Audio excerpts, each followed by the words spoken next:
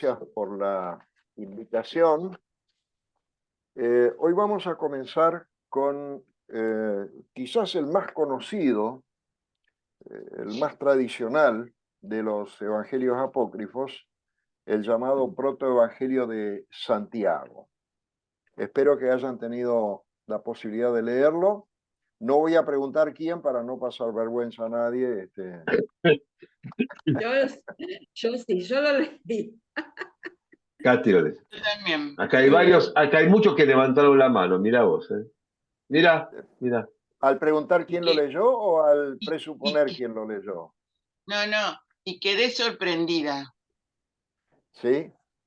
Ajá, bueno, ya es genial eso. Para entender lo que son los evangelios apócrifos, hay que hacer primero una pequeña reseña de muy pocos minutos de qué es un evangelio. Evangelio, ustedes saben que significa la buena noticia. Así comienzan muchos de los textos que hablan sobre los evangelios y así comienzan también escritos que están muy cerca de los evangelios y así comienza Marcos, principio del evangelio, ¿no? El evangelio, el título evangelio, en el siglo II y más tarde pasó a designar el género literario de los evangelios. Esto es algo que podemos repasar en métodos exegéticos, no hace falta profundizarlo, pero si nos preguntamos qué hace que un determinado texto sea un evangelio, Jesucristo lo hace. El centro de los evangelios, y por ende también del Nuevo Testamento, es Jesucristo. La presentación de Jesús, el Cristo o el Mesías, como Señor, como Salvador, como Hijo del Hombre, Hijo de Dios, como Jesús de Nazaret, o sea, la parte humana de Jesús, como Dios. Y cualquier afirmación que no se encuadre en estas afirmaciones de los evangelios, en realidad no es un evangelio genuino. Lo más difícil en la historia de la evolución del dogma no fue la pregunta si Jesús realmente fue el Mesías prometido por los profetas o no. Lo más difícil para definir era lo que se llamó en la dogmática la doble naturaleza de Jesús. Ser humano y pleno Dios. Por el lado humano, está claro que es un ser humano nacido de una mujer, la Virgen María, y por el lado de Dios, ¿qué es? Ahí se empezaron a discutir en el siglo II y en el siglo III y en el siglo IV también todavía, y esa discusión en realidad sigue. ¿Cuál es la parte divina de Jesús? ¿Es el alma? ¿Es el espíritu? ¿Es Dios convertido o llegado a ser carne? ¿Es el Cristo la parte divina?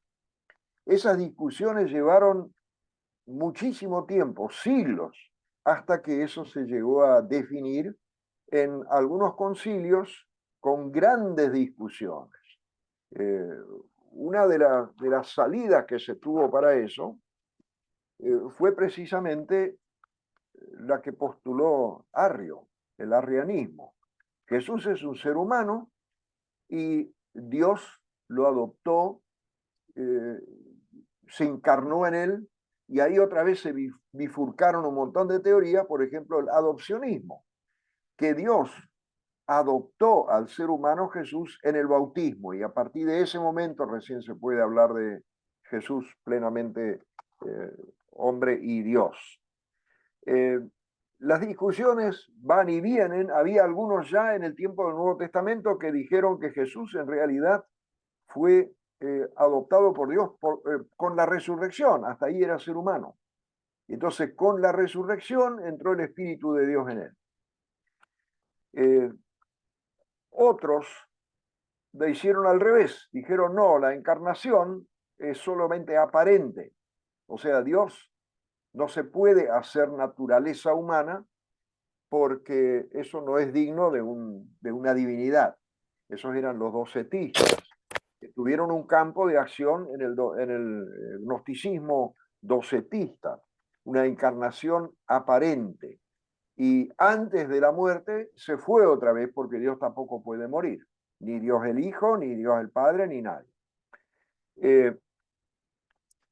La afirmación de la dogmática en los concilios es plenamente Dios y plenamente ser humano. Verdadero hombre y verdadero Dios. ¿Cómo se conjuga eso? ¿Qué parte es la divina? Vaya a saber. Yo creo que, así como con los sacramentos, una buena forma de esto es la adoración y dejarlo que sea un misterio. Los ortodoxos no definen los sacramentos como lo hace la, la filosofía o también la teología con la transubstanciación, la consubstanciación. Para ellos ni siquiera sirve el nombre sacramento, sino que usan la palabra misterio y lo dejan en el misterio de lo divino. No le dan explicación.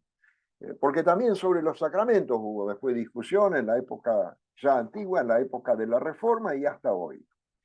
Entonces, esto de Jesús, verdadero hombre, verdadero Dios, ni uno sin el otro, es un misterio que no vamos a entender. En el Evangelio de Juan hay otra solución a esto que habla de la preexistencia del logos, la palabra o el verbo, que existió desde siempre y que la creación fue hecha por medio de ese logos, la palabra. Él usa ahí una categoría de la filosofía griega, y ese Dios llegó a ser carne. Eso dice Juan 1:14. El logos llegó a ser carne.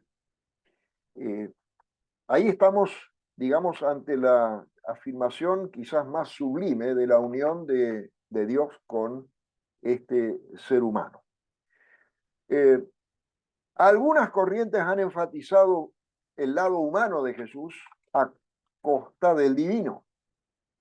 Y entonces Jesús aparece como un excelente maestro, una especie de humanista del primer siglo, un tipo ejemplar que hay que seguir porque realmente tuvo una ética impresionante y enseñaba y convencía, pero donde esto termina es en la cruz. Y un Jesús sin resurrección es, en términos humanos, un fracasado. Dijo cosas muy lindas, pero no le sirvieron ni siquiera para sobrevivir, en términos humanos, ¿no? Por el otro lado, si se enfatiza sobremanera lo divino, a costa de lo humano, resulta un ser puramente sobrenatural, un Cristo etéreo, no sé si se acuerdan, ustedes son todos muy jóvenes, Jesus Christ Superstar, Jesucristo Superestrella. Los años 70, esa ópera rock, era una ópera rock, andaba por todo el mundo. En Buenos Aires quemaron el cine cuando la iban a presentar. Algunos muy conservadores fueron, le prendieron fuego al cine, teníamos entrada y todo para ir a verla. Y yo después la vi en Londres. Una ópera fantástica que enfatiza el lado exclusivamente humano de Jesús.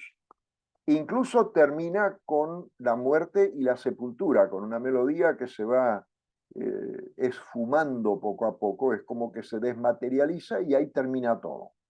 Ni siquiera dicen, bueno, hay algunos que dijeron que resucitó. Jesús humano que sufre la tentación, que es aplaudido por la gente, etcétera, etcétera. Y esta problemática de cómo definir a Jesús como ser humano y Dios verdadero Dios, verdadero hombre, ha movido la teología durante los 2000 años que la tenemos. Un Jesús solamente humano termina con la muerte y es un fracasado. Un Jesús solamente divino es un ser totalmente alejado de nosotros. Ni siquiera le podemos hablar. Entre esos dos polos, encontrar el punto medio o el punto verdadero de la combinación, no mitad hombre, mitad Dios, sino plenamente hombre y plenamente Dios, es una de las grandes problemáticas de la cristología. Si Jesús es solamente hombre y con la cruz termina su carrera, no hay resurrección, el cristianismo es una religión mentirosa. Provoca desesperación, tragedia, depresión incluso. Ahora, si solamente se habla del Jesús divino, ¿cómo se llega a las necesidades humanas, a la realidad de la violencia, del pecado, de la muerte, de la enfermedad, de la soledad? Es un Jesús divino etéreo que anda por las nubes, no participa del dolor humano. Con este criterio de Jesús, verdadero ser humano, verdadero Dios, podemos evaluar los textos que tenían en los primeros siglos, y efectivamente con eso los evaluaron. Porque no es que alguna autoridad dijo, bueno, esto es cierto, esto puede entrar al canon, el canon ni había, tenían el canon del Antiguo Testamento, y aquello no es cierto, entonces le vamos a poner un sello que dice apócrifo, prohibido, oculto, no sirve. No, ellos evaluaron si esos escritos respondían, como les había mencionado la semana pasada, a la primera predicación apostólica. Y alguna de los vacíos que hay en los evangelios, los autores los empezaron a llenar con nuevos textos. Algunos textos arraigados en el Antiguo Testamento, bastante, otros menos, otros textos totalmente inventados, en forma de historieta incluso, y otros textos a partir de la idea gnóstica, y ahí tenemos los evangelios gnósticos de los siglos 3 y 4. Esto es el panorama entonces con el cual nos vamos a confrontar, y uno de los problemas precisamente de este misterio, verdadero hombre, verdadero Dios, es el origen de Jesús. Tanto el Evangelio según Mateo como el Evangelio según Lucas hablan de la concepción por el Espíritu Santo y el nacimiento, concepción y nacimiento, embarazo y nacimiento de la Virgen María. Esto evidentemente no alcanzó para explicar el misterio para algunas personas, y en ese contexto es que surge este protoevangelio de Santiago para explicar cómo fue esto con la Virgen María. Porque la siguiente pregunta es, si Jesús es hombre y Dios, ¿qué pasa con su mamá? ¿Se extiende hacia atrás en el tiempo esta elección tan peculiar? ¿Cómo se formó la que iba a ser después mamá de Jesús? Mamá virgen de Jesús. Y ahí aparece este evangelio que ya se conocía desde la antigüedad y se dio a conocer después cada vez más. Lo encontraron en el Oriente y creyeron que era un primer evangelio anterior al evangelio, a los otros evangelios, y por eso se le dio también el nombre de protoevangelio. Proto significa primero. El objetivo del autor es hacer una apología de la virginidad perpetua de María, antes del parto, en el parto y después del parto. Y para eso tiene una serie de relatos para mostrar que esta virginidad ya estaba prevista desde el nacimiento de la bebé María y que se mantuvo y se va a mantener para siempre. Ese es el objetivo principal y cualquier evaluación de este evangelio hay que hacerlo sobre este objetivo. O sea, uno no puede atacar a un texto si no conoce el objetivo y no puede desacreditarlo porque no me guste, sino que hay que preguntar cuál es el objetivo por el cual el autor, que es desconocido, escribió esto y por qué lo escribió. Y precisamente porque uno de los puntos de ataque del cristianismo era la afirmación de que había nacido de una virgen. Y el otro punto de ataque es que cómo van a hablar de un Dios crucificado o de un Dios encarnado. O sea, el cristianismo recibió ataques por varios lados, el lado filosófico, etcétera, etcétera. Y estos evangelios hacen el intento de defender lo que se les había enseñado y lo que ellos habían llegado a apreciar. Los padres de la iglesia han conocido este evangelio y están de acuerdo en que todos los relatos que hay en ese evangelio tienen por meta hacer una defensa de la virginidad de María. El Evangelio no habla mucho más que eso, de María que le pregunta al ángel cómo puede ser esto si no tengo marido, si no conozco varón, ella era comprometida, eso es un estado intermedio entre soltería y estado de casado. Algunas parejas podían convivir en ese tiempo, entonces ya contaba como pareja, como matrimonio, pero mayormente se comprometían y al año se juntaban y empezaban a convivir y a tener relaciones matrimoniales. En el caso de María eso está clarito y la pregunta de María, ¿cómo puede suceder esto cuando el ángel le anuncia que va a ser mamá? Es precisamente una de las preguntas que se plantearon los primeros cristianos. Y después hay otro tema todavía. Hay algunos textos, Mateo 12, 13, Marcos 3, Juan 2, el Hecho y en Corinto, donde se mencionan los hermanos de Jesús. Ese era el otro tema que quería explicar este evangelio. Y la explicación que dio satisfizo a los creyentes, digamos, por toda la Edad Media. La explicación que dio que los que aparecen como hermanos de Jesús son hijos de un primer matrimonio de José y que cuando José recibió a María como su esposa, ella era anciano y no iba a tener más hijos.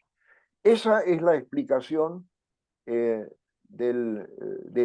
suministra este evangelio. Y tal es así que a lo largo de siglos, cuando se pintaba la Sagrada Familia, a José le hacían una barba y le ponían una cara de anciano. Si uno se fija en los cuadros de la Edad Media, bueno, esa es la influencia de este evangelio. Ahora, este texto no es del primer siglo, porque evidentemente hay una serie de datos que indican que el autor no conocía muy bien cómo funcionaba el judaísmo, cómo era el tema de la infancia, el tema de la sangre, etc. O sea, tiene que haber sido un cristiano más bien helenista, que quiso dar desde su fe una explicación del nacimiento, de la infancia y de toda la preparación de María hasta el nacimiento de Jesús. Muchísimos detalles se incorporaron con el tiempo a la doctrina de la Iglesia. Y después vamos a ver un poco los 4 dogmas marianos, cuándo han sido fijados. Y tiene que ver con una evolución que desencadenó este Evangelio. Por eso digo que es uno de los textos más importantes que hay fuera de los Evangelios para la reconstrucción de la fe, de la mariología, etc. El nombre protoevangelio, bueno, proviene del hecho de que se creyó que es el primer evangelio, porque si habla de la mamá de Jesús, tiene que ser anterior. Y ahora vamos a ver algunos detalles. Pero tengan siempre en mente que la intención básica de este texto del autor es enfatizar y destacar con toda la nitidez la virginidad perpetua de María, Madre de Jesús. El texto empieza hablando de un matrimonio, el matrimonio de Joaquín y Ana. Y estos nombres se han grabado en la tradición cristiana, de manera cuando uno pregunta cómo se llamaban los abuelos de Jesús, los abuelos maternos, la gente va a decir Joaquín y Ana. Y yo digo, me honra mucho porque mi segundo nombre es Joaquín. Entonces, soy tocayo del abuelo de Jesús. ¿Ustedes también son tocayos de... ¿Hay una Ana? No hay Ana. ¿Joaquín hay? Tampoco hay Joaquín. Yo Bueno, soy Anabel. pero, ¿cómo? Yo soy Anabel. Anabel, así que tengo Sí, el nombre. eso puede funcionar también. Digamos una prima de Ana. Ahora, Yo también esta... soy Ana. bueno, René, perfecto, pero Laura, perfecto. Fabi, Ana. Por ahí van a aparecer más todavía. José Luis, yo te voy a mandar después una foto de mi cédula de mi DNI para confirmar. Así confirmamos, sí, sí, sí, para que no queden Sí. dudas. Ajá. Alguien dijo mi abuela es Ana, entonces podés ser prima tercero de Jesús. Bueno, pero el nombre Joaquín es un nombre hebreo, es del Antiguo Testamento. El nombre Ana era un nombre muy divulgado también. Y esta pareja, como no podía ser de otra forma, tiene que ser una pareja de cierta edad que ya es un poco difícil que tenga un hijo. Este es un modelo que remite a una intervención de Dios. Acuérdense de la mamá de Samuel, del Antiguo Testamento, y acuérdense de la mamá y del papá de Juan el Bautista. Y acuérdense de Abraham y Sara cuando le anuncian que va a tener un hijo. Pobre Sara, se rió, como para no. O sea, esto es un modelo literario que está ya dado en la Biblia para darle un mayor énfasis a que acá se trata no de un matrimonio cualquiera, sino de un matrimonio que tuvo un hijo por o una hija, en este caso, por una intervención especial de Dios. Porque acá nos confrontamos ya con una idea que viene ya del gnosticismo y viene de la antigüedad y ha permeado también la Edad Media, de que los hijos que nos nacen son fruto de la concupiscencia y eso era mal visto. Entonces había que darle un encuadre algo milagroso, porque las personas ancianas se creía que no tenían más esa sensación de concupiscencia, y entonces los hijos serían más puros. Esa es la idea que está detrás de este modelo, la intervención de Dios, y en el caso ya más cerca del cristianismo, no en el caso de Abraham, de que el hijo de la concupiscencia no es tan puro como el hijo de una intervención de Dios con un matrimonio anciano. Este es el caso entonces de esta pareja. Ya también quiero decirles que hay una serie de cuadros que se hicieron en la Edad Media y más tarde también, de tres. Está Santa Ana, la Virgen María y el Niño Jesús. Ese motivo se llama Santa Ana entre tres.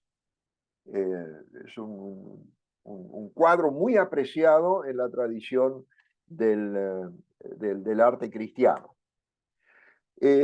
Bueno, acá nace entonces una hija, pero el tema es que esta hija ya desde de los 6 meses en adelante es extraordinaria. Por la mamá la para en el suelo para ver si puede quedar parada y la hija da 7 pasos y después fue otra vez al regazo de la madre. A los 6 meses, esto es un pequeño milagro ya, ¿no? Y por esto ellos están viendo que esta hija va a ser algo muy especial.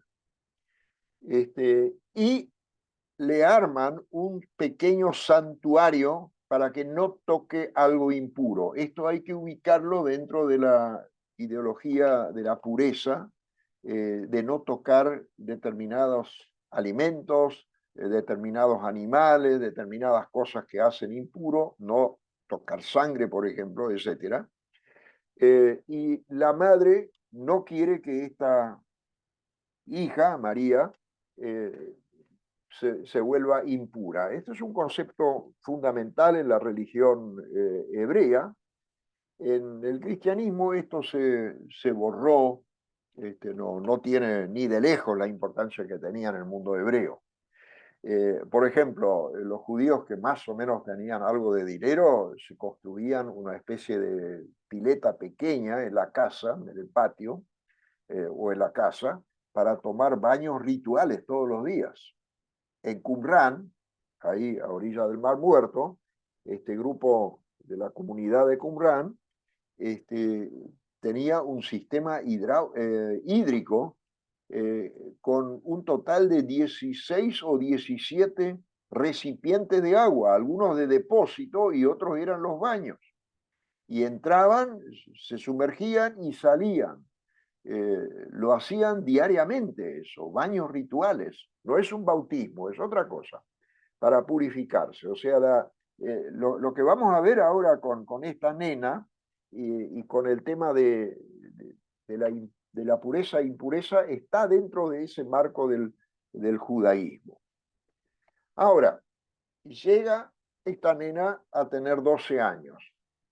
Y a los 12 años es la edad en la que va a empezar con su regla. Año más, año menos, pero por ahí era eso. Y entonces los sacerdotes dicen qué va a pasar ahora, porque ella se cría en el templo. Ahí ya tenemos un dato histórico antihistórico, porque en el templo no podía, en la parte del templo adentro no podían entrar las mujeres. Sería una excepción ya muy grande, pero esto no es histórico. Y entonces el sacerdote, con una especie de oráculo, recibe el mandato de traerle un viudo para que se case, porque en el templo ya no podía quedar más, porque si no va a manchar el templo. De tanto cuidado que hicieron, bueno. Entonces recorren Judea y dice, la trompeta del Señor resonó y todos los viudos acudieron a su llamada. Es una convocatoria muy, muy rara porque la trompeta, el shofar, se usaba para el Año Nuevo, para el Día de la Reconciliación, el Yom Kippur, y en todo caso, en caso de guerra, para convocar viudos o convocar gente así nomás, para ver con quién se va a casar, este dato tampoco se puede ubicar históricamente. Y entonces José, un viudo, carpintero, va a ver, igual que los otros viudos, y entonces cada uno viene con su bastón. Y ahora se produce otra vez algo que es algo paradigmático en la historia de Israel. Algo especial pasa con este bastón. Empieza a brotar, le salen hojas, etc. Y esa es la señal que esperaban, incluso viene una paloma y se sienta ahí. Esto también es un motivo ya antiguo, ¿no? Las varas que florecen, un pájaro que se sienta, que se posa, etc. Y entonces le entregan a él, por supuesto, se niega primero a esto. Eso también es un motivo teológico, porque si uno dijera, sí, sí, sí, yo lo asumo, también es mal visto eso. Tiene que haber una resistencia para que uno le crea que lo va a hacer de manera sincera y limpia. Esto es algo que encontramos también en los llamados de profeta o del mismo Moisés. No, yo no puedo, no sé hablar. Es muy grande esa misión para mí. El otro dice, no puedo por esto. El peor de todos que se resistió físicamente fue Jonás. Agarró un barco y se fue para el otro lado, ¿no? O sea, este es un motivo bíblico de una resistencia que incluso la encontramos en Pedro. Cuando Pedro ve esto de la pesca milagrosa, Lucas 5, él se resiste y dice, me voy, o vete porque soy un hombre pecador. O sea, esa resistencia es sana. Y creo que más de uno debería aprender algo de esto, sobre todo si aspira a cargos eclesiásticos y políticos. Hay demasiados que se postulan y pocos los que sirven. O sea, este motivo bíblico es muy bueno, muy lindo. Y entonces, él no quiere pasar ridículo, pero el sacerdote lo convence y entonces José dice, recibió a María bajo su guarda. O sea, no dice que la tomó como esposa, simplemente la toma del templo y ahora la lleva a su casa. Y ahí viene el tema de la anunciación y dice, concebirás su verbo. Ahí esto ya es una influencia de llamar a Jesús el logos, el verbo, la palabra, y ella plantea la cosa con ciertos detalles, pero no como lo hace Lucas, sino que ella ya tiene una objeción teológica. En Lucas, la objeción de María o la pregunta de María es que, bueno, ella no tiene una pareja, no vive con un hombre. Acá ya apunta a otra cosa, precisamente a la enseñanza o al dogma de la virginidad perpetua también después del parto. Porque fíjense, ella dice, si debo concebir al Dios vivo, ¿daré a luz como toda mujer da? O sea, introduce esto de que una vez que tenga su hijo, ya no se la puede considerar virgen. El ángel la apacigua y después viene el tema de que en el 6º mes aparece José. O sea, todo lo que aparece en el Evangelio de Mateo es como que este autor no lo sabe o no le interesa. Acá es en el 6º mes, porque ahora viene el segundo núcleo que le interesaba para afirmar que Jesús es hijo de una intervención de Dios. José recurre a un rito de averiguación de antecedentes que le hacen tomar un agua, etc. Y ella afirma, no tengo otro varón, no he conocido otro varón, y José insiste, ¿y de dónde viene esto entonces? ¿No? Y María contesta, no sé lo que ocurrió, o sea, ella no puede explicarse eso porque es una cosa de Dios. Y entonces hacen esa prueba y resulta que la prueba favorece a María. Ella no no cometió un adulterio. Y ahora viene una escena que creo que es única de toda la historia de la literatura cristiana. Esto está en el capítulo 18, el ítem 2, la descripción no del parto, sino del momento del parto. Es como que se congela el universo. Esa descripción está brillantemente lograda. Dicen, los que levantaban la mano a la masa, a la boca para comer, quedaban congelados ahí. La mano quedaba suspensa en el vacío. Alguien quería pegar y con la vara y también quedó congelado.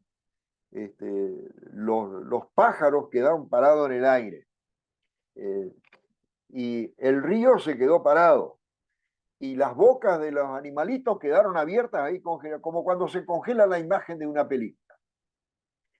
Eso está tan bien logrado como queriendo decir el momento del nacimiento de Jesús fue un momento donde todo el mundo se paró para admirarlo. Y el niño nace y todo vuelve a su movimiento normal. Ahora, hasta ahí es la defensa que hace este evangelio de la virginidad antes del parto. Mediante la prueba del agua, María se demuestra que María no cometió adulterio. En el segundo caso ahora viene la prueba de la partera, porque la Salomé esta no cree esto. Cuando la mujer, la comadrona, aparece, dice, ella no lo cree y hace una prueba con su mano. Y la mano, acá aparece un concepto muy interesante, la mano queda mal, se carboniza. Y este es un milagro de castigo. Ese es un concepto. En el Nuevo Testamento hay algunos pocos milagros de castigo. Jesús nunca lo aplicó, una vez lo aplicó a la higuera, porque no encontró fruto, la maldijo, después se secó. Es el único. Pero nunca a una persona y ni siquiera a un animal.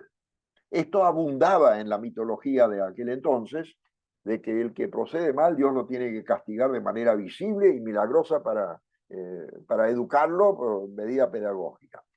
En el libro de los Hechos hay de estos milagros, porque Ananías y Zafira se caen muertos, uno tras otro. Y ese tipo que quiere comprar el Espíritu Santo, lo maldicen y recibe su castigo. O sea, ese concepto de milagro de castigo por no creer o por algún pecado estaba en el ambiente, eso se conocía. Acá la Salomé esta también recibe un milagro de castigo, pero inmediatamente después el niño recién nacido la cura.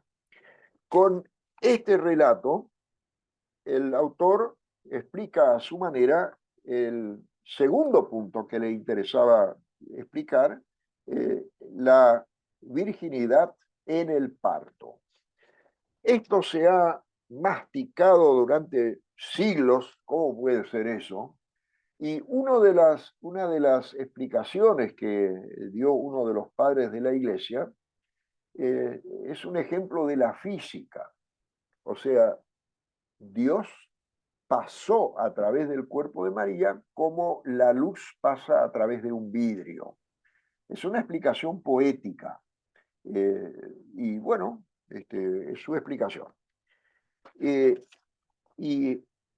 Lo tercero ahora, o sea, la virginidad perpetua, este evangelio, protoevangelio apócrifo, lo explica diciendo que los hijos de José, de su primer matrimonio, aparecen en el Nuevo Testamento como hermanos de Jesús. Esa explicación satisfizo a la gente durante muchísimo tiempo, hasta que después, más adelante, surgió otra explicación que dijo, en realidad, esa palabra hermano también puede significar o también significa primo, y entonces se los toma como los primos de Jesús.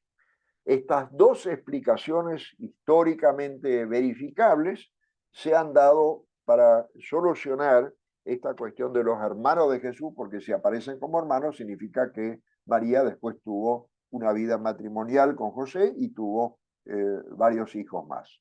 Y se nombran. Bueno, la primera explicación, sintetizo, María se casó con un viudo viejo y este viudo trajo algunas criaturas de su matrimonio anterior. La otra explicación, no son hermanos, son primos. Esto hay que verlo siempre en el marco de intentos de querer dar una explicación a esta cuestión de la virginidad perpetua de María. Ahora, si nos preguntamos cómo surge esto, la veneración de la Virgen María surge en Oriente. Ahí había figuras femeninas en los panteones de la antigua Babilonia, por ejemplo, Ishtar, Afrodita, Venus para los griegos y romanos, la diosa de los cielos. Esa veneración de Venus también se introdujo en un determinado momento a Israel, que el profeta Isaías habla sobre esto, donde la gente cree en la diosa de los cielos. O también Ashera, que es la esposa del dios cananeo El. Astarte, que equivale a la Ishtar babilónica. Algunos de estos cultos eran más espirituales, otros eran más materiales y algunos eran directamente justificaciones, vamos a ponerlo en estos términos, justificaciones del sexo libre.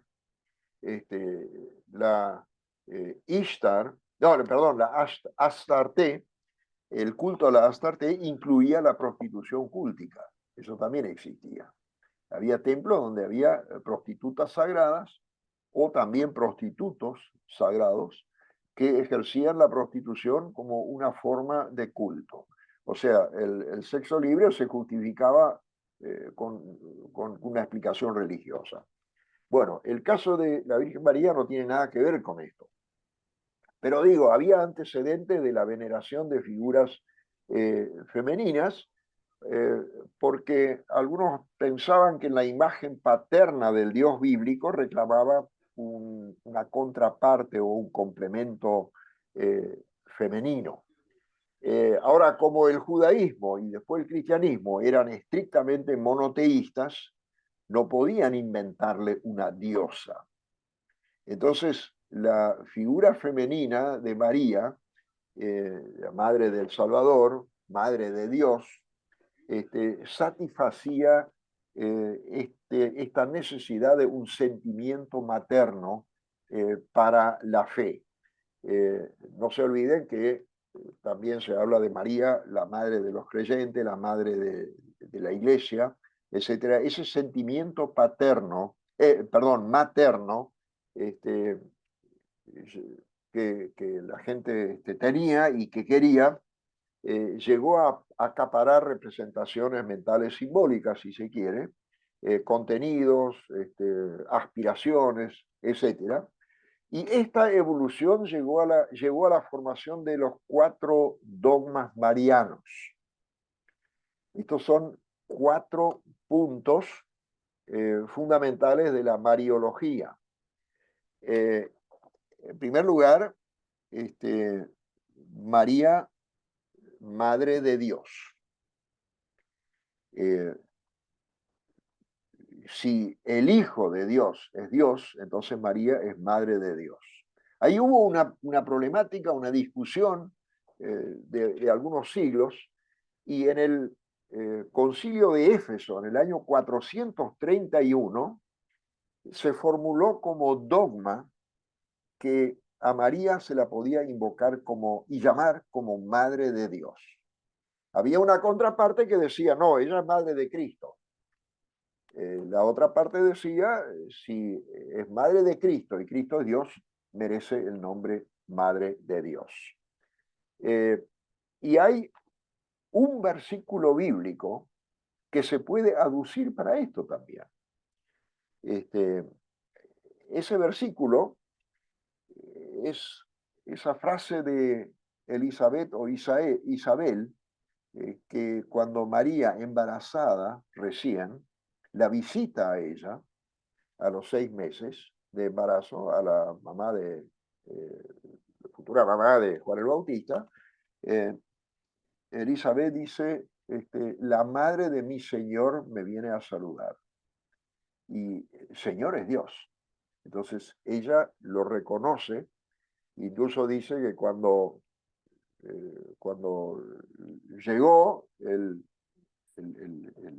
feto que ella tenía en su vientre, dio un salto de alegría. Eso es un argumento sumamente interesante para defender el valor de la vida antes de nacer. El primer ser que reconoció a Jesús como Señor fue una criatura no nata. Es muy profundo esto.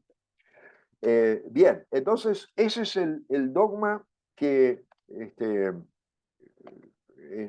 sostenido a partir de Éfeso, María, Madre de Dios. Los dos evangelios, Mateo y Lucas, por supuesto, hablan de la virginidad de María. Pero lo que sigue entonces es el concepto de virginidad perpetua, no solamente en la concepción de Jesús, sino perpetua, y eso empieza a desarrollarse en la Mariología en el siglo II. Y el mejor testimonio de esa evolución es precisamente este protoevangelio de Santiago. Esto es afirmado en algunos sínodos en el siglo VII, pero sin formulación clara. El tercer dogma mariológico, o mariano, fue concebida sin pecado. Esa es el contenido de la fiesta de la Inmaculada Concepción. Esto fue postulado en el siglo XII y tiene el significado de que María fue preservada del pecado original, que según la doctrina del pecado original se transmite en el momento de la concepción al nuevo ser que se forma, y en el momento de la concepción de ella, de María, por Joaquín y Ana, Dios le quitó el pecado original, o se fue preservada del pecado original. Esto se instaló en las oraciones, en las fiestas. Los jesuitas eran grandes amantes de esta afirmación de la Inmaculada Concepción, y hay numerosas estatuas, imágenes de la Virgen María como la Inmaculada, y esto se ve inmediatamente porque está parada sobre la luna. Es la mujer del Apocalipsis, capítulo 12, una señal en el cielo, una mujer parada sobre la luna, o la luna a sus pies, vestida de sol, las estrellas, etcétera, etcétera. Esto se asoció al concepto de la Inmaculada Concepción. Y los jesuitas eran los defensores de esto, y esto finalmente fue promulgado por el Papa Pío IX, o noveno, como quieran, el 8 de diciembre de 1854. O sea, hace 170 años se promulgó eso como dogma. La creencia en esto, la celebración ya existía antes, pero el dogma de la Inmaculada Concepción, para el cual ejerció su buena influencia esta historia del protoevangelio, se promulgó en 1854. Y queda un cuarto dogma mariano todavía por mencionarles, es la asunción de María en cuerpo y alma al cielo. Esto fue celebrado ya durante mucho tiempo antes, había oraciones, cantos, etcétera, pero fue promulgado como dogma el 15, se festeja el 15 de agosto, y el dogma se promulgó por el Papa Pío XII el 1 de noviembre de 1950. Este es el último de los dogmas que se ha promulgado. Ustedes saben que hay una enseñanza sobre la infalibilidad papal, pero no cualquier cosa que dice, sino cuando dice expresamente, ahora hablo ex cátedra, o sea, hablo desde la cátedra de San Pedro en asuntos de fe y de moral. Y estos dogmas, el de 1854, de la Inmaculada, y el de la Asunción, de 1950, fueron los dos últimos dogmas que se promulgaron en la Iglesia Católica. Ahora, además de estos dogmas, la mariología también incluye fiestas marianas, imágenes de la Virgen María, estampas, himnos, procesiones, el Ave María.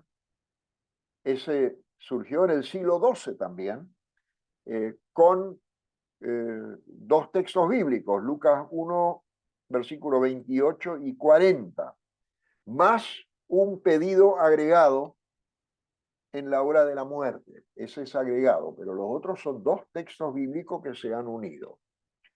Está el Angelus, o en el latín, como lo hablan en Roma, el Angelus, una oración. Está el Rosario, que también pertenece a la piedad mariana. Las apariciones, que algunas tienen una extensión mundial, por ejemplo, Fátima y Lourdes, imágenes milagrosas, Luján, Guadalupe, Caacupé, la Virgen Negra de Polonia, y la dedicación de países enteros a la Virgen María. Eso lo tenemos en una serie de países católicos. Y hay también algunos puntos que todavía no son dogmas, pero hay personas que insisten en dogmatizarlos, en declararlos como dogma. El rol de María en la redención. Y hay toda una corriente que habla de la corredentora. El redentor, Cristo, pero si Cristo viene de la Virgen María, entonces ella tiene parte de este misterio, entonces es corredentora. O sea, hay toda una presión sobre el Vaticano para que avance con esto. El otro punto que también está siendo discutido por teólogos católicos y por la piedad también, es el rol de la Virgen María como representante histórico-salvífica de la humanidad. Hacer de eso un dogma, ¿no? Y el tercero, que logré anotar, es la maternidad espiritual de María, de todo creyente. Esto ya se celebra, se cree, etcétera, pero todavía no ha sido fijado como dogma. Como dogma son esos que les mencioné. Ahora, interesantemente, no se ha formulado una joselología dogmatizada. Eso es llamativo, porque se podría hablar también de una paternidad espiritual. De hecho, si él es el padre adoptivo de Jesús, hay elementos para hablar de una paternidad espiritual, pero esto no entró en la consideración. Lo que sí entró es la Sagrada Familia, etc. Y el rol de José, lo difícil que habrá sido eso, de eso da testimonio el Evangelio de Mateo, pero no hay una joselología dogmatizada. Cuando habría material para la reflexión cristiana también sobre el rol de José como padre adoptivo, como trabajador, como que está criando un hijo que no es de él, que dijo sí a la propuesta de Dios o a la explicación de Dios, no la abandonó, etc. Bueno, esto es un panorama de lo que tenemos en este evangelio. Si ustedes ahora tienen preguntas, objeciones, etcétera, adelante. Yo te quería hacer una pregunta. Estos 4 dogmas sobre María no son aceptados por la gente que no es católica. ¿Por qué? O sea, Dos de ellos sí. Hay dos dogmas que son aceptados. El tema de la virginidad, de la concepción virginal de Jesús, y que se la llama Virgen María, Jesús nació de la Virgen María, está en el credo. Y el credo es patrimonio también de las iglesias protestantes y de las ortodoxas. Nació de la Virgen María. Eso nosotros en todos los cultos también lo rezamos. Y el otro, que también es aceptado, es el concepto de María, Madre de Dios, que surge de los textos de Mateo y de Lucas y fue formulado como dogma, como dije, en Éfeso en 431, y las iglesias evangélicas y ortodoxas reconocen los concilios de los 7 grandes concilios de la iglesia antigua. eso no sabía. Estos dos, la María, Madre Virgen de Jesús, y Madre de Dios, esto es patrimonio común, porque pertenecen al primer estrato de la transmisión, que son los textos bíblicos, y la confirmación de esto en Éfeso, el de Madre de Dios. Ahora, el de la Inmaculada Concepción y el de la Asunción, estos no han sido dogmatizados, digamos, en las iglesias evangélicas. Porque Además, son en más realidad, recientes, porque es la concepción de María sin pecado, su asunción al cielo en cuerpo y alma, serían dogmas más recientes después de la Reforma. sí, exacto, claro, exactamente. Lutero y Zwinglio y Calvino hablan de María, de la Virgen María, de la Madre de Dios, sin ningún problema. Lutero escribió una explicación brillante sobre el Magnificat, que es el canto de la Virgen María cuando se encuentra con su pariente Isabel. Con Isabel. El Magnificat, sí, con Isabel o Elizabeth, sí. Y Zwinglio también, porque a Zwinglio se lo escrachó diciendo que está hablando mal de la Virgen María, y él escribió un texto, hemos traducido ese texto, está en la antología de Zwinglio, y ellos no tenían ningún problema en hablar de la Virgen María y del concepto Madre de Dios. Ahora, los otros son muy recientes, porque uno tiene 170 años y el otro tiene 74 años. Entonces, ahí ya no había forma de buscar un consenso. Yo he visto una, una aplicación de esto, Madre de Dios, sumamente interesante en la Basílica de Luján, que comúnmente la gente no ve, porque la gente cuando entra a la basílica puede ver el altar, los altares laterales, etcétera, pero si uno va hasta el altar y mira para afuera y para arriba, va a encontrar la interesantísima frase, que es única, yo no la vi en otra iglesia: Madre del Creador. Madre del Creador. Yo hablé una vez con un colega doctor en teología y le dije, ¿eso es común? No, me dice, eso no es común. Pero no es equivocado, porque si el Logos, si Dios creó al mundo a través del Logos, Jesús es creador también. Entonces la Madre de Dios es Madre de Jesús y del Creador. Lo que pasa es que nosotros asociamos creador inmediatamente con el concepto de Dios Padre.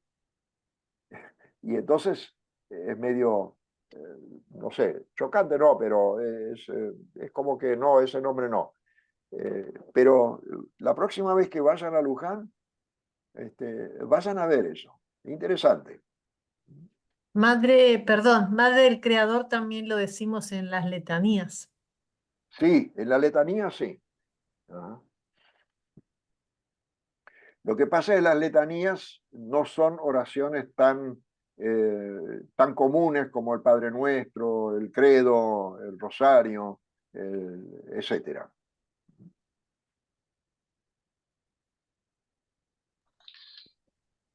¿Puedo hacer una pregunta? Por supuesto. Siguiendo todo lo que usted fue diciendo durante durante la charla, a mí se me genera, la verdad, mucha confusión, porque pareciera que estos fueran, digo, si por ejemplo que se la designó como Madre de Dios, recién fue en el Concilio de Éfeso en el 431. ¿Qué Sí. era hasta entonces? Si recién fue Para la, concebida original en el 12, ¿cómo era hasta entonces? Si sí, recién fue ujú. promulgado el dogma de la Asunción en el 1950, ¿cómo era hasta entonces? O sea, pareciera que estas fueran de deus, o sea, decretos. No, no, no. Yo dije que durante ¿Cómo es la relación entre el la tiempo, realidad y el decreto, digamos? sí, el tiempo anterior a esto se sostenía eso en la piedad de la gente. Había procesiones, había fiesta, había himnos que la gente cantaba. O sea, no se había fijado eso como un decreto. A partir de hoy es esto, sino que lo que hace la fijación del dogma es darle un valor de verdad revelada.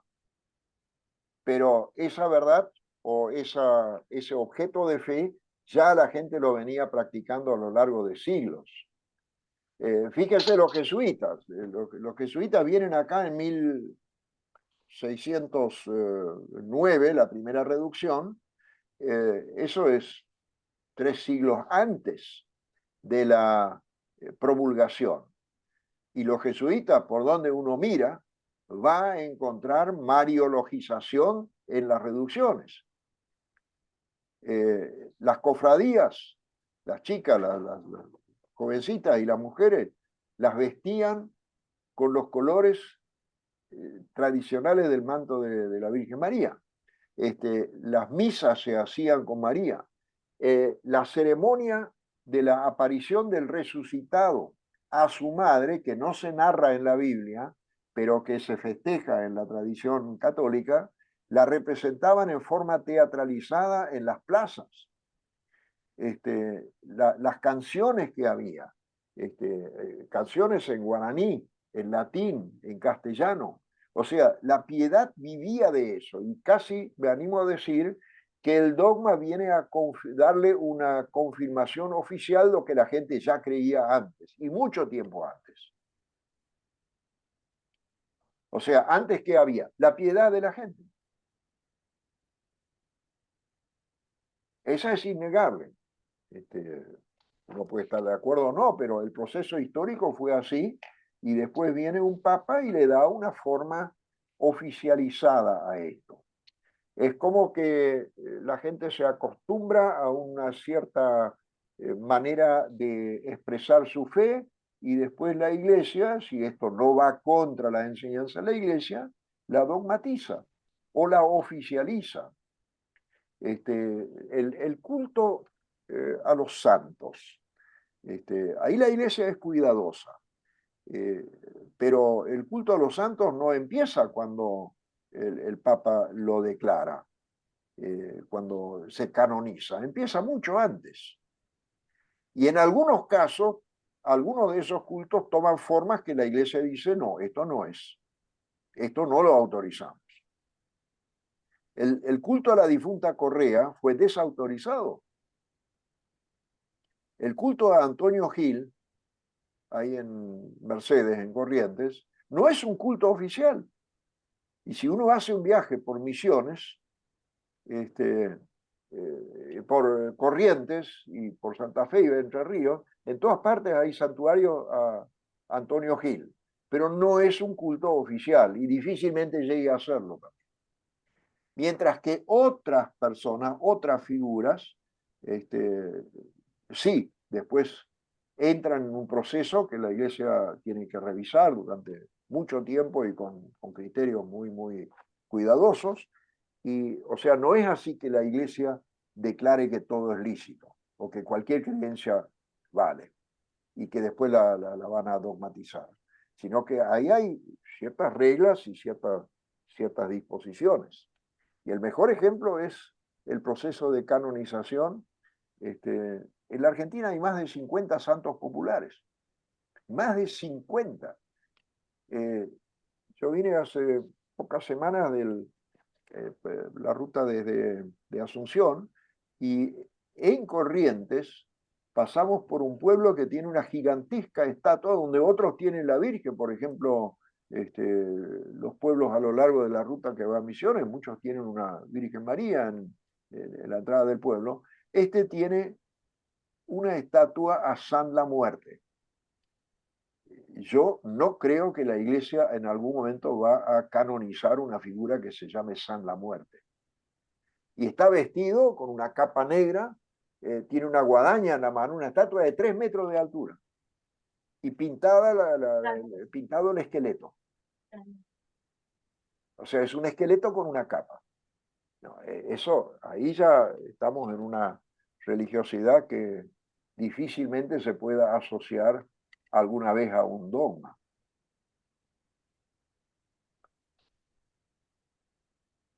O sea, se dogmatiza aquello que la gente sostiene y cree siempre y cuando esté en el marco de las enseñanzas de la Iglesia. Una consulta. Las apariciones, ¿qué carácter tienen si no son dogmas? Las apariciones no son dogmas. Las apariciones se examinan. Hay todo un movimiento de santuarios y los sacerdotes que van a trabajar ahí reciben también instrucciones y recomendaciones y hasta reglamentos cómo tratar esta temática. Las apariciones no se dogmatizan, porque ¿qué van a dogmatizar si ya está dogmatizada la Virgen María? Entonces, la aparición en sí se puede estudiar y decir, bueno, sí o no, pero no son elementos para hacer un dogma de eso.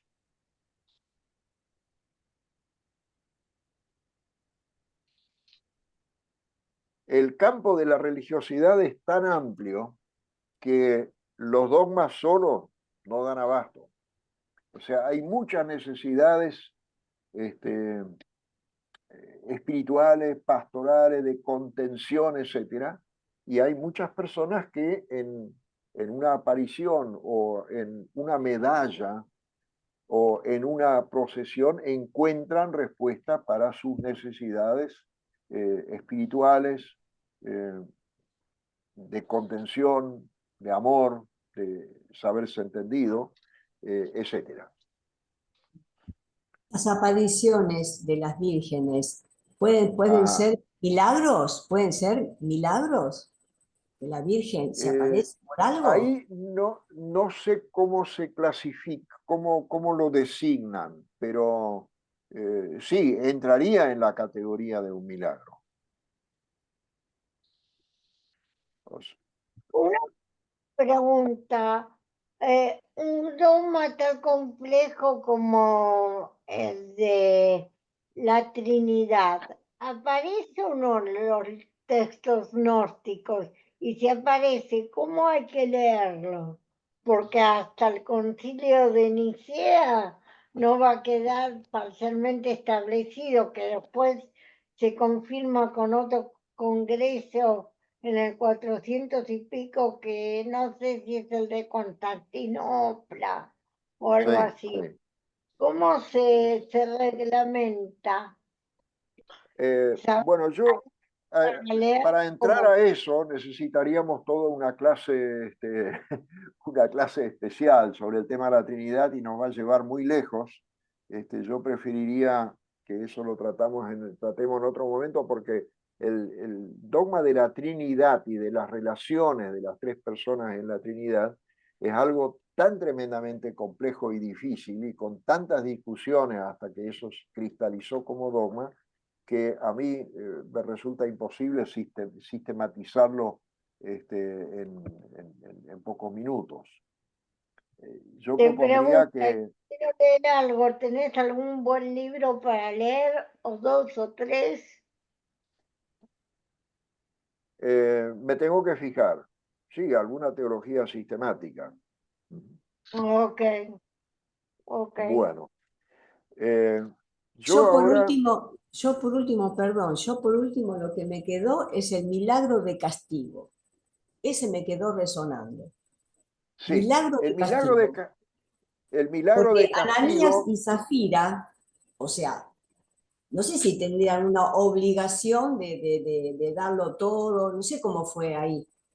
no. El milagro de ellos no era haber retenido algo para ellos, estaban en ese derecho porque a nadie se le obligaba. Los casos donde se compartía era compartir voluntariamente. No tenían necesidad de tener que entregar todo. Eso es lo que le dicen los apóstoles. El problema de ellos era que mintieron. Dijeron, acá traemos todo y resulta que se guardaron una parte. Le dicen en la cara, ¿por qué mienten? Para aparentar como generosos o dadivosos. Esto está mal, ¿no? Sí, ahora sí, me queda claro entonces. Bien, pero Sí. Bueno, para temer, es para temer. sí, el siguiente texto es el, eh, de la infancia de Jesús. El tema de la infancia de Jesús, en realidad lo que tenemos en los evangelios, no es un relato sobre la infancia de Jesús. Está el relato del nacimiento, la huida a Egipto, y después hay una sola mención de Jesús a los 12 años en el templo, pero sobre la infancia no hay. Entonces, esto atrajo la curiosidad de mucha gente y empezaron a circular historias, relatos de la infancia de Jesús, como este evangelio que yo les había mandado, del pseudo Tomás. Este es bastante tardío y lo escribió una persona que no conocía muy bien las costumbres judías, el ambiente judío, lo trató de arreglar a su manera, pero hay varios errores que les voy a ir mostrando.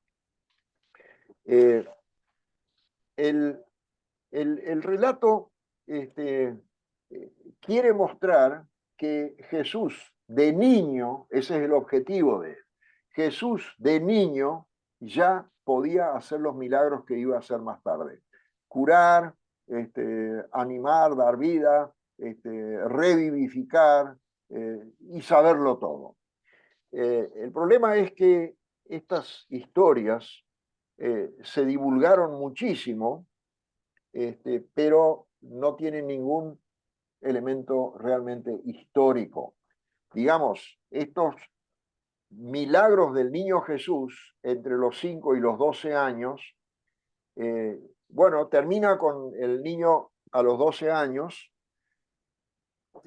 pero lo que cuenta son historias sueltas, no es toda una biografía.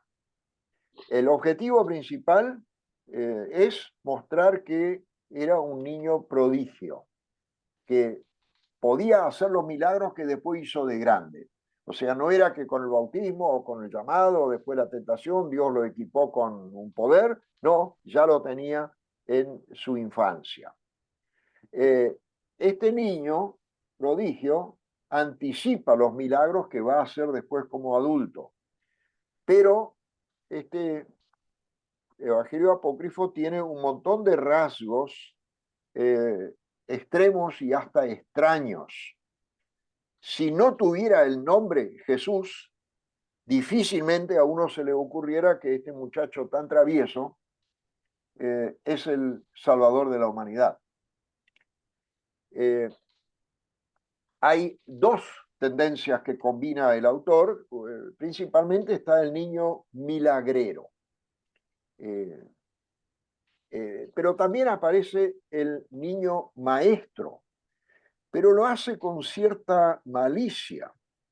En cambio, el relato muy sobrio de Lucas sobre un niño de 12 años en el templo, este autor lo amplía a situaciones incluso grotescas. Él no solamente tiene toda la sabiduría como si fuera un maestro ya muy viejo, sino que hace enojar a sus maestros y los rebaja, los basurea, con preguntas, con enseñanza y con reproche. En cambio, Lucas, fíjense, con mucha ternura escribe, creció en sabiduría. Aumentó en edad, etcétera, y en sabiduría. Lucas 2:40.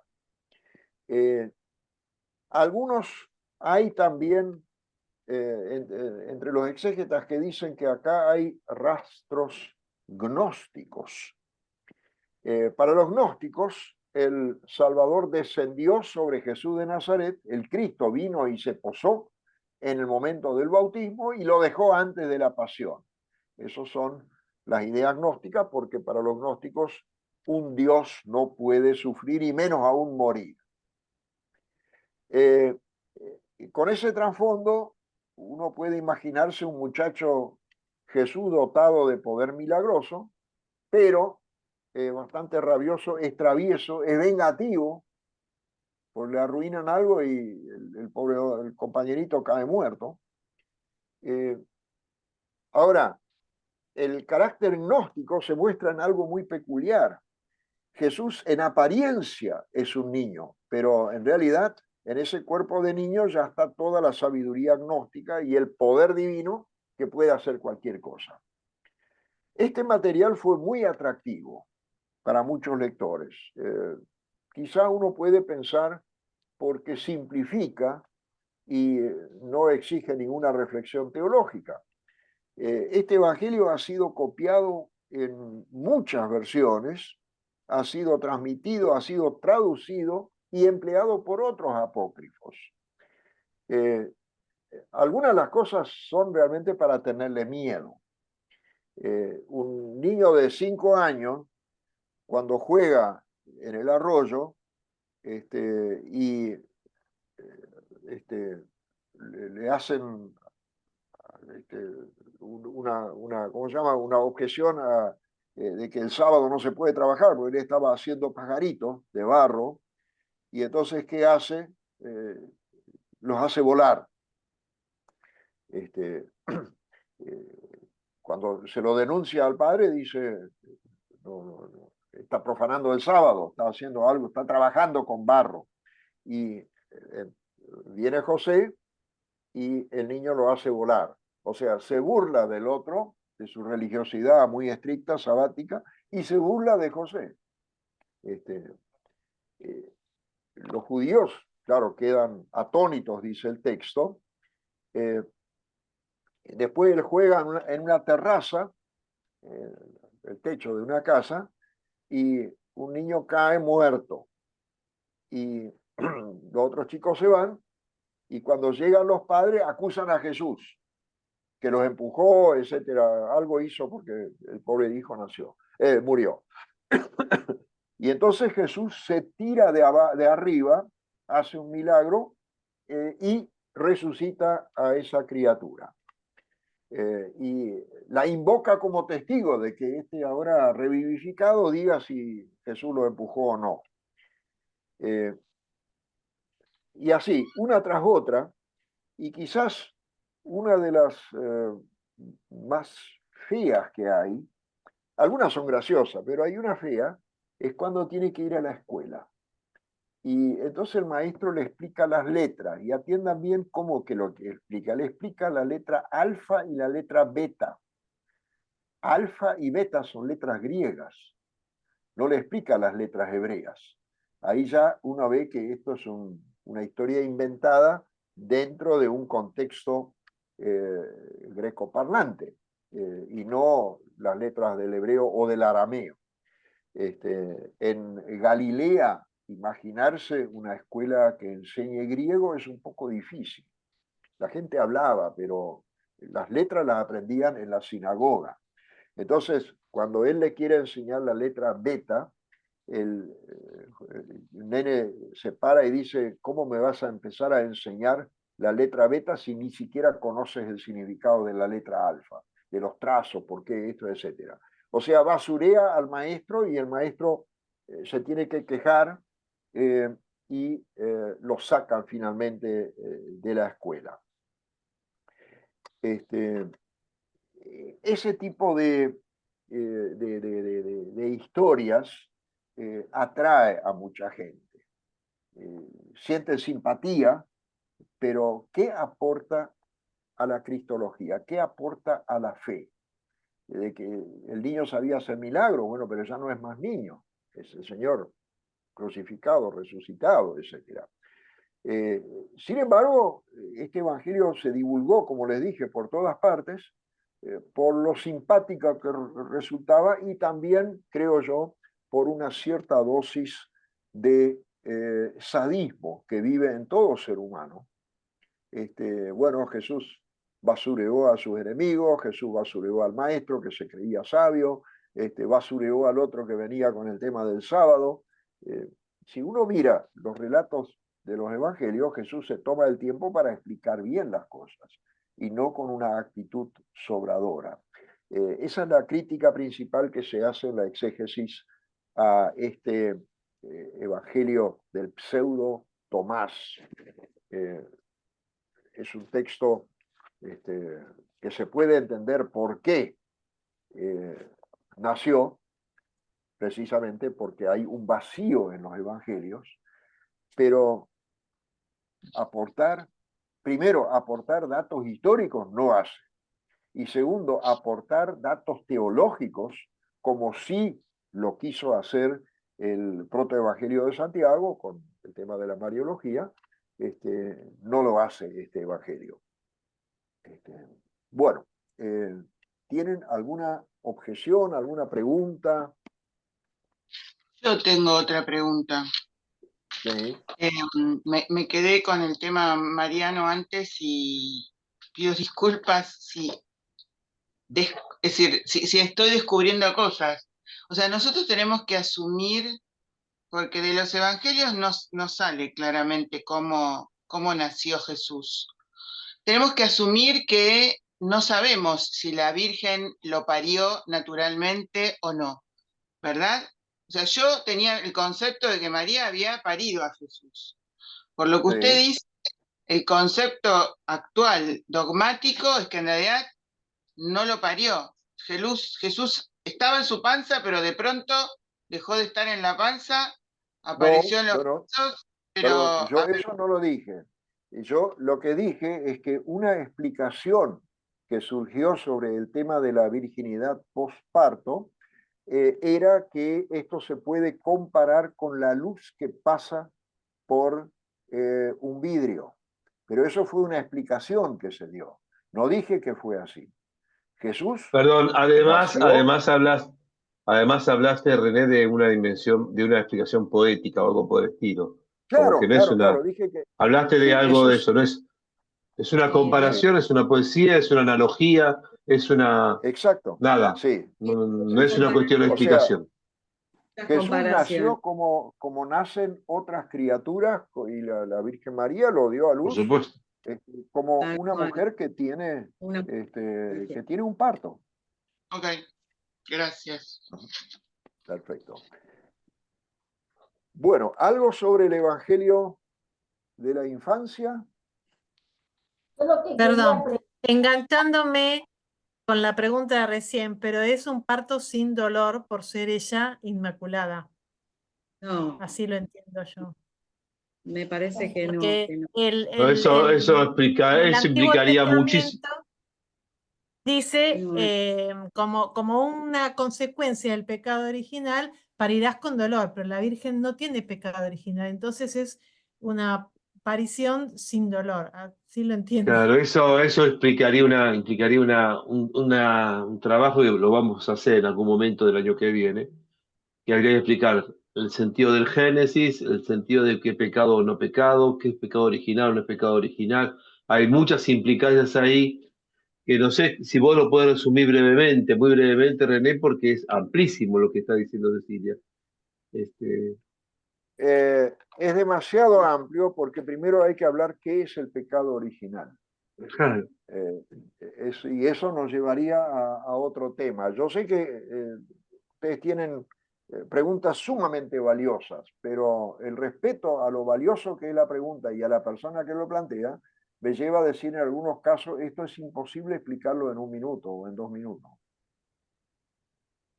O sea, Lo yo que quiero podemos respetar a la hacer, persona. Cecilia, mandar algún material y además hacerte mandar algunas clases que tenemos nosotros sobre el tema del pecado original, Buenísimo. etcétera, por video, lo podemos mandar a todos como para que se pueda ahí explicar un poquitito más.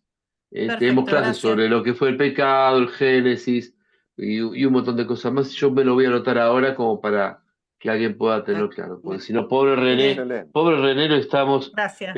pidiendo toda la teología en 15 minutos y pobre René. Bueno, en Semana Santa hice una charla, todo el Evangelio en 3 versículos. Mira, El título lo elaboré así porque ofrecí una explicación exegética y teológica de 1 Corintios 15, versículos 3 al 5, cuando Pablo dice, yo he recibido y le he transmitido, Jesús murió por nuestros pecados, según la Escritura, fue sepultado, al tercer día resucitó, según las Escrituras, y se apareció. Es todo el Evangelio en 3 versículos. claro, En algunos más que casos eso. funciona esto, pero con la complejidad de los dogmas, esto no es tan fácil, ¿no? Bueno, yo quisiera trabajar con ustedes la próxima vez. Ahora vimos uno de nacimiento y uno de la infancia. Quiero trabajar con ustedes sobre los apócrifos de la pasión y fundamentalmente el Evangelio de Pedro, es un evangelio apócrifo, y también vamos a entrar ahí ya en el Evangelio copto de Tomás.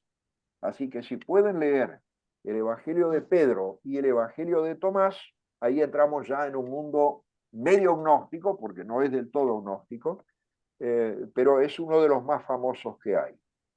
Evangelio de Pedro